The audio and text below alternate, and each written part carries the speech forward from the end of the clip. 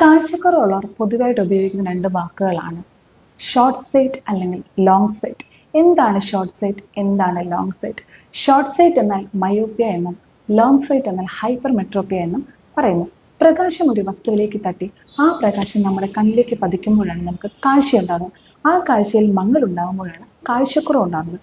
എന്തുകൊണ്ടാണ് കാഴ്ചക്കുറവ് ഉണ്ടാകുന്നത്?